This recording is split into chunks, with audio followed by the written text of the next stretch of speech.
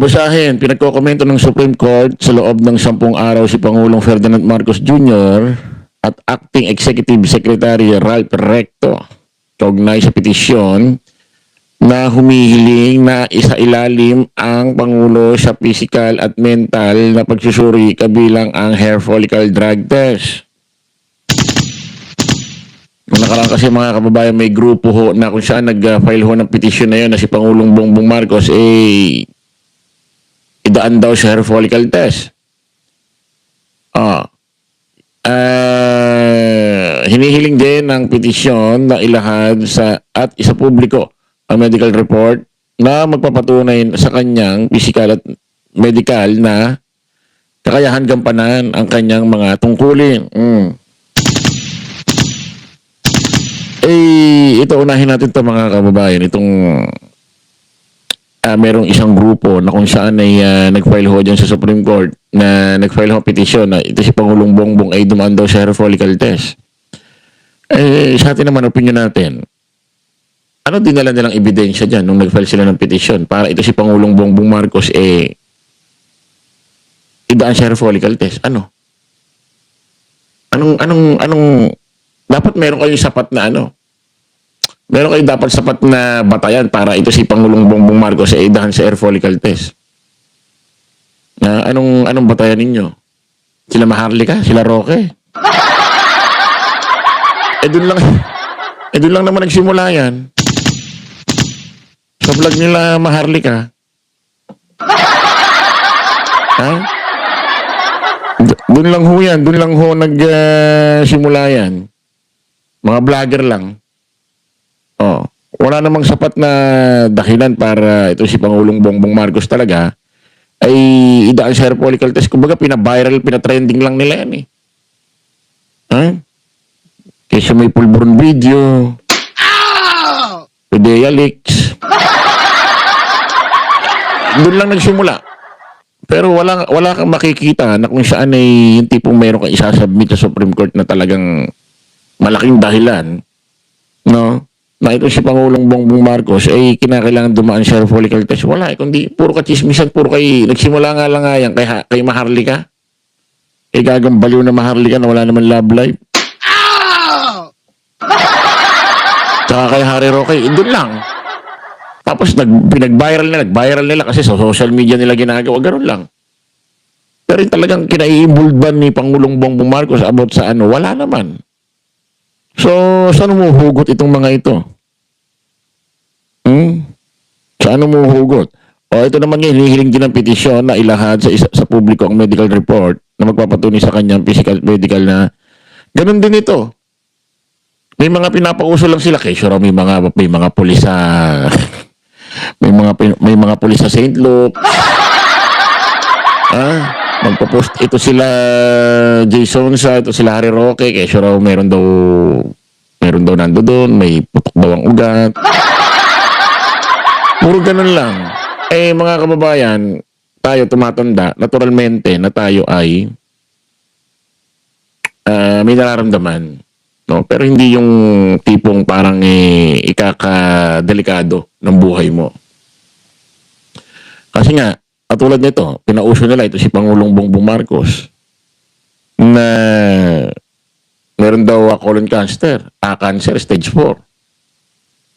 Ganun ba itsura ng may cancer na stage 4? Ganun ba ang aura?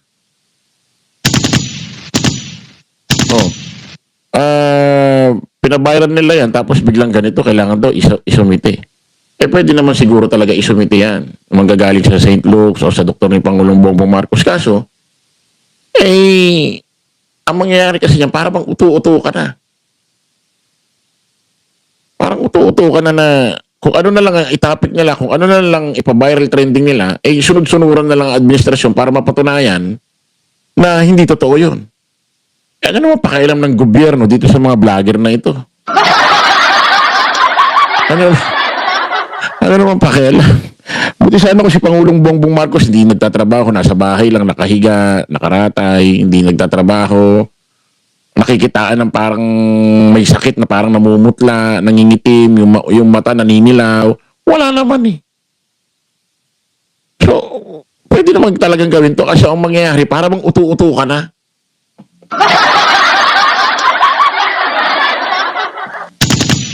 Wala naman eh. Walang makitang walang makitang dahilan para ilabas itong mga ito. Para mangyayari lang utu-utu. Eh di ba minsan nga si Harry Roque nagsalita na mismo doon nung siyang spokesperson ni Digong, ni Duterte. Ano sabi niya?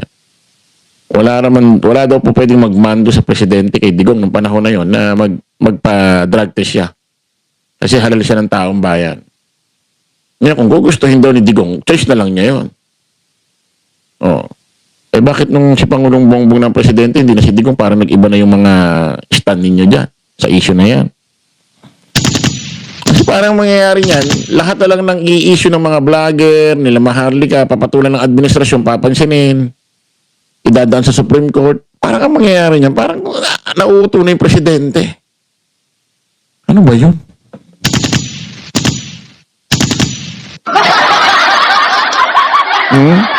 Parang gano'n na mangyayari niyan. Ha? Gawin natin ito. Saan ba yan?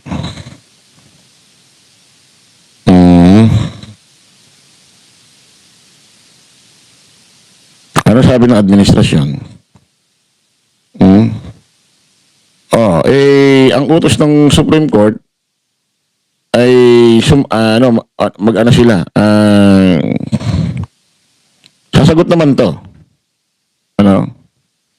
Sasagot naman itong sila Pangulong Bong. Ano naman to, hindi naman inutusan talaga as in magpa-hair follicle test. Sumagot daw sila sa petition ng grupo. Kumbaga, ano masasabi ninyo?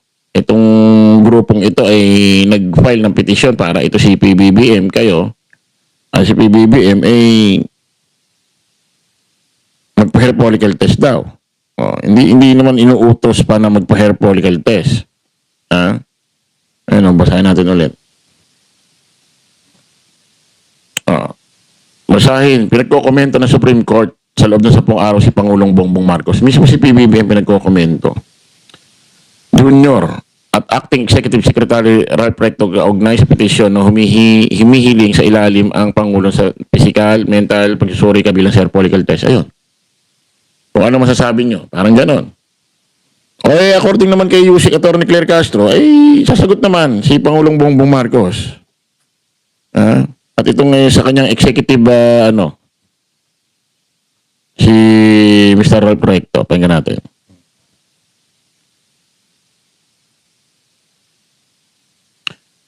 Para ba ang nangyayari, utuan na lang kung ano yung viral, kung ano yung trending, kailangan sunod-sunuran na yung administrasyon. Parang nawalan pa ng...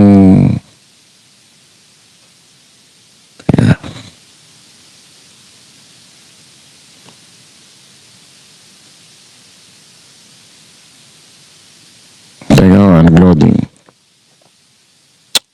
So, dyan ang sasagot. Kung gusto niya. Kung wala naman pa gusto, sahod lang na sahod. Diba?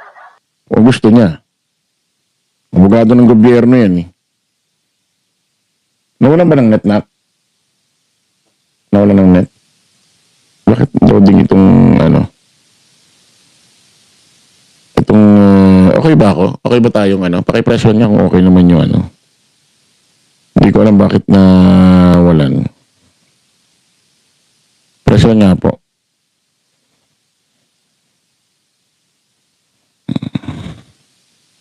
Okay naman. Matituloy na wala.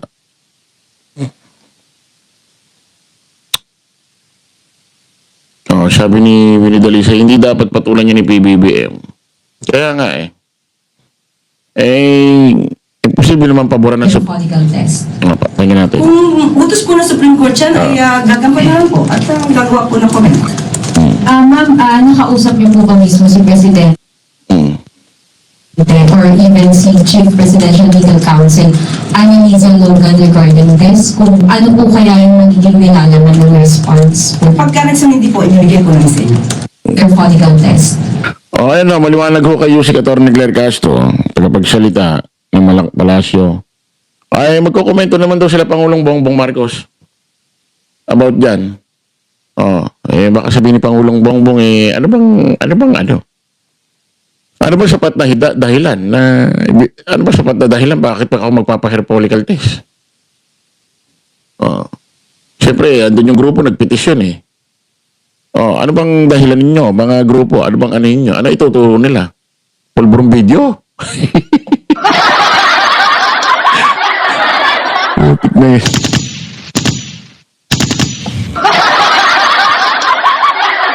Ay sigurado baka ibasura lang ng Supreme Court yan.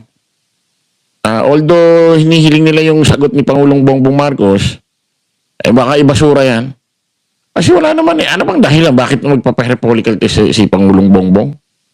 Dahil lang sa mga pinabiral ng vlogger? Ano ba yun? Ano mga tanga lang ang puti?